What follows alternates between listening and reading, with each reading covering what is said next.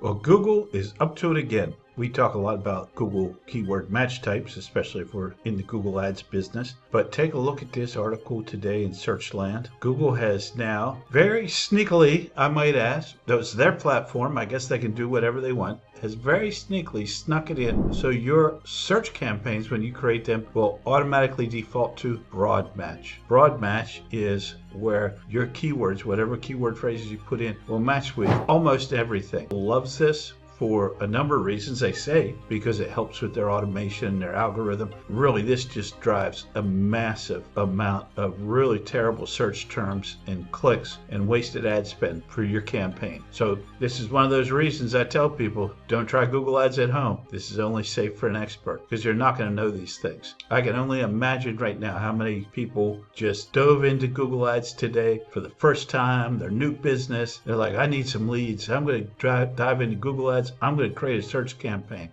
And now you notice that broad match is now enabled magically. So if you go down here, now this might not be the same on everything because Google rolls things out differently sometimes for different browsers, different people, different times. But you got to watch this. When you're creating a search campaign, you want to switch this to use keyword match types. Otherwise, they're going to put everything in broad match.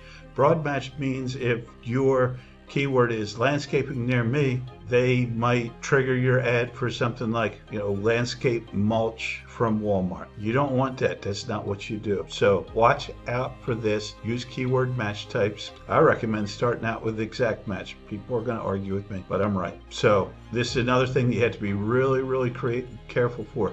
You also want to make sure that you don't let Google automatically create assets for you, or you're going to end up with all kinds of extensions and things that make no sense for your campaign. One thing is true, the more control you take over your Google Ads campaigns, generally speaking, the higher they're going to perform. And don't worry about the things like the optimization score inside of Google Ads. That's a fake number. That's a marketing ploy. Trust a professional, but always be on top of changes to the key marketing platforms that you're using. If you're using Google Ads, always be careful.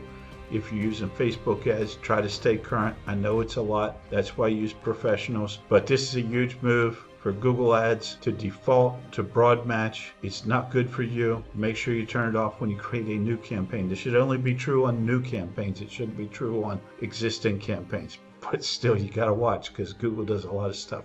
Anyway, I just wanted to make sure you knew this. You can check this article out in Search Engine Land and make sure you check that out. Stay on top of what's going on in the Google Ads industry. And once again, I'm Mark Kelly with Inbound Revenue. Boom, right there. And as I always say, always be marketing.